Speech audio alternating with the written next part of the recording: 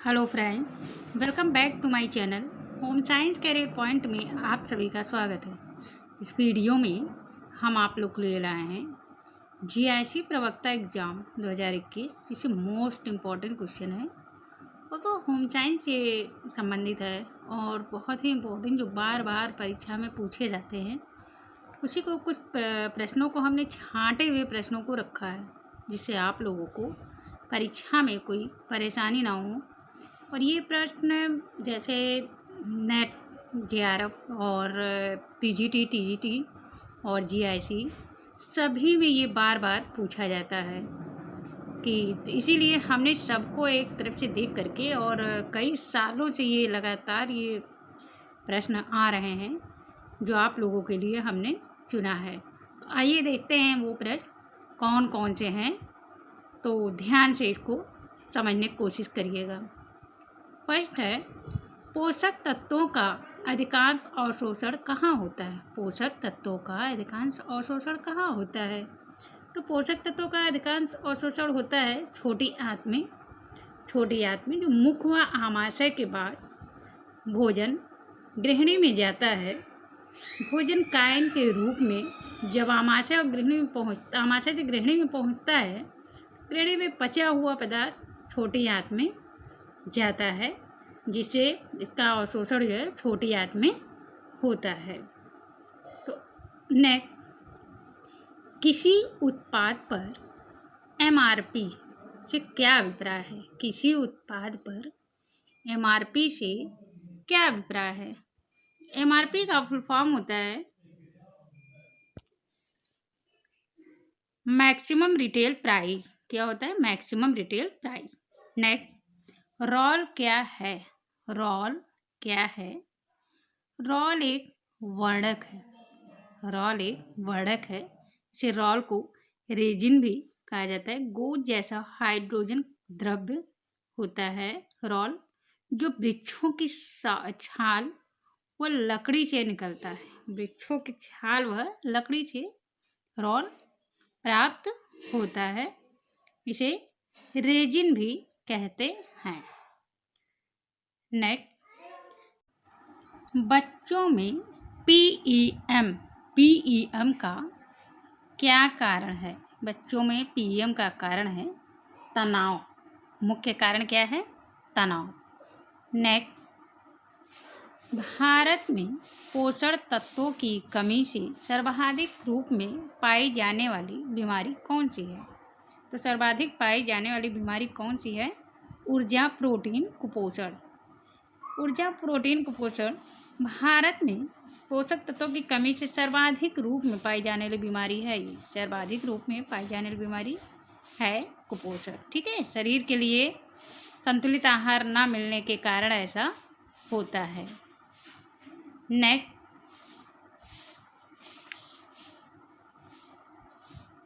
उच्च प्रोटीन आहार दिया जाता है। उच्च प्रोटीन आहार कब दिया जाता है? कुपोषण की दशा में। उच्च प्रोटीन आहार कब दिया जाता है? कुपोषण की दशा में। कुपोषण की दशा में पोषण की वह स्थिति जिसके कारण व्यक्ति के स्वास्थ्य में निरंतर गिरावट आने लगती है, तो उस दशा में उच्च प्रोटीन आहार दिया जाता है। नेक्स्ट है, मेरस्मस रोग होता है। मेरस्मस रोग किसकी कमी से होता है? जैसा कि आप सभी लोग जानते हैं, ये कॉमन क्वेश्चन है कि मेरस्मस रोग प्रोटीन की कमी से होता है। इसमें सामान्यतः ये छोटे बच्चों में अधिकतर पाया जाता है। ये सुपोषण की कमी से होता है मेरस्मस रोग। नेक्स्ट है, वसा की मात्रा किस स्थिति में बढ़ा दी जाती है? वसा की मात्रा किस स्थिति में बढ़ा जाए? कुपोषण की मात्रा में। कुपोषण की मात्रा में वसा कुपोषण रोकने में सहायक होता है, अतः कुपोषण की स्थिति में वसा की मात्रा बढ़ा दी जानी चाहिए। 1 ग्राम वसा से 9 किलो कैलोरी प्रदान होता है। इसको मोस्ट इम्पॉर्टेंट है, इसको याद रखिएगा, बार बार आता है। 1 ग्राम वसा से 9 किलो कैलोरी प्राप्त होता है। नेक्स्ट है, गतिशील संतुलन। गतिशील संतुलन से क्या तात्पर्य है? गतिशील संतुलन से तात्पर्य है प्रोटीन ऊर्जा अनुपात का, प्रोटीन ऊर्जा और अनुपात का इसे गतिशील संतुलन कहते हैं। नेक्स्ट है खाली कैलोरी से क्या तात्पर्य है। खाली कैलोरी से क्या तात्पर्य है। सिर्फ कैलोरी, खाली कैलोरी मतलब है सिर्फ कैलोरी। शारीरिक श्रम करने के लिए हमें जिस शक्ति की आवश्यकता होती है उसे कहते हैं ऊर्जा। ऊर्जा हमको किससे मिलती है, कैलोरी से मिलती है, जिसको खाली कैलोरी कहते हैं। नेक्स्ट है किसी व्यक्ति का बॉडी मास इंडेक्स क्या दर्शाता है। किसी व्यक्ति का बॉडी मास इंडेक्स क्या दर्शाता है। उसकी लंबाई व वजन सही अनुपात में है। क्या दर्शाता है, उसकी लंबाई व वजन सही अनुपात में है। दहन की ऊष्मा, दहन की ऊष्मा एक साधन से नापी जाती है। उसको क्या कहते हैं, दहन की ऊष्मा एक साधन से नापी जाती है, क्या कहते हैं, बॉम कैलोरी मीटर। क्या कहा जाता है इसको, बॉम कैलोरी मीटर। ये भी बहुत ही इम्पोर्टेंट क्वेश्चन है जो जीआईसी में बार बार पूछा गया है। अगला है बेनेडिक्ट रोथ स्पाइरोमीटर नापने का एक यंत्र है। बेनेडिक्ट रोथ स्पाइरोमीटर नापने का एक यंत्र है। क्या है, बीएमआर को नापने का। क्या नापा जाता है, बीएमआर को नापा जाता है। Benedict Roth spirometer.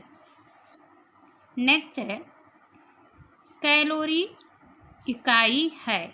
कैलोरी इकाई है, क्या है, कैलोरी इकाई हीट है, गर्माहट। ऊष्मा को जिस इकाई से नापा जाता है उसे क्या कहते हैं, कैलोरी कहते हैं। नेक्स्ट है ई कोली। ई कोली है, ई कोली क्या है, ग्राम नेगेटिव बैक्टीरिया। कौन सी बैक्टीरिया ई कोली को कहते हैं, ग्राम नेगेटिव बैक्टीरिया। नेक्स्ट है काम करने की क्षमता को क्या कहा जाता है। काम करने की क्षमता को क्या कहा जाता है, कि उसको कॉमन नाम क्या देते हैं, काम करने की को किससे मिलता है, कैलोरी। कैलोरी ऊर्जा, ऊर्जा का एक ऐसा वो स्रोत होता है जिसको काम करने की क्षमता अधिक होती है। अगर हम कैलोरी हमारे अंदर शरीर में नहीं होगी तो एनर्जी नहीं आएगी, एनर्जी नहीं होगी तो हमें काम करने में थकान सा महसूस होगा और ऊर्जा नहीं मिलेगी। नेक्स्ट है एक कैलोरी कितने जूल के बराबर होती है। एक कैलोरी कितने जूल के बराबर होती है, 4.184। कितनी होती है, 4.184। नेक्स्ट है ग्लाइकोजन का संग्रह शरीर के किस भाग में होता है। ग्लाइकोजन का संग्रह, ये भी क्वेश्चन बार बार पूछा जाता है, चाहे इसमें हो, चाहे जीआईसी में हो, चाहे नेट में हो, चाहे टीजीटी पीजीटी, सभी में बार बार पूछा जाता है। ग्लाइकोजन का संग्रह किस में होता है, यकृत में होता है, लीवर में। इसको किसी तरह घुमा के भी कहा जाता है, यकृत में कौन सा मतलब वो क्या होता है, तो जो ग्लाइकोजन ही होता है। नेक्स्ट है स्टार्च है।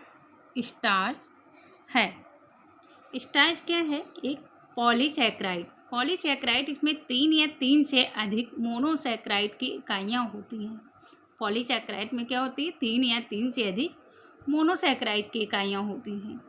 मुख्य पॉलीसैकेराइड कौन कौन से हैं, स्टार्च, ग्लाइकोजन, सेलुलोज, पेक्टिन आदि। ये सभी मुख्य स्टार्च के भाग हैं जो वनस्पति जगत में पाया जाता है। नेक्स्ट है ब्रान। ब्रान किसका अच्छा स्रोत है, ब्रान किसका अच्छा स्रोत है, कार्बोहाइड्रेट और प्रोटीन का। किसका अच्छा स्रोत है, कार्बोहाइड्रेट और प्रोटीन का।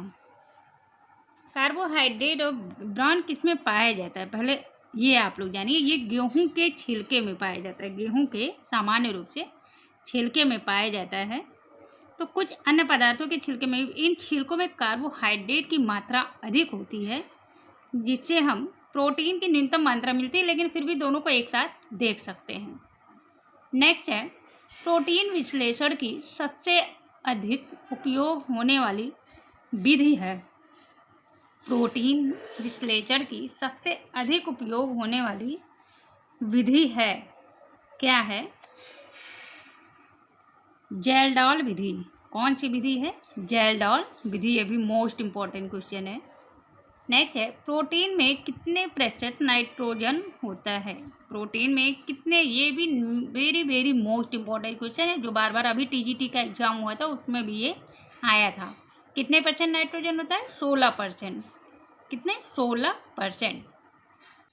नेक्स्ट है, प्रोटीन की इकाई है। प्रोटीन की इकाई क्या है? एमिनो एसिड, जिसको आप सभी लोग जानते हैं, क्योंकि प्रोटीन बड़ी संख्या में अमीनो अम्ल की छोटी छोटी इकाइयों से के अणुओं से बने होते हैं। तो अमीनो एसिड के जो छोटे छोटे इकाइयों से बने होते हैं, तो वो प्रोटीन की इकाई माना जाता है, जिसमें कार्बोक्सिल समूह और अम्ल समूह दोनों मिक्स होते हैं। नेक्स्ट है, प्रोटीन तथा कैलोरी की संयुक्त कमी से कौन सा रोग होता है? प्रोटीन तथा कैलोरी के संयुक्त कमी से कौन सा रोग होता है? तो ये कौन सा रोग होता है? कॉमन रोग है मेरेस्मस रोग, जो बच्चों में सर्वाधिक मात्रा में पाया जाता है। ये बच्चों में अधिक से अधिक पाया जाता है, जिससे बच्चों के कुपोषण की कमी होती है और पोषण ना मिलने के कारण उनमें ये रोग पाया जाता है और हाथ पैर दुबले पतले हो जाते हैं। Thank for watching. Please video को लाइक एंड शेयर सब्सक्राइब जरूर कीजिएगा। Thank to all.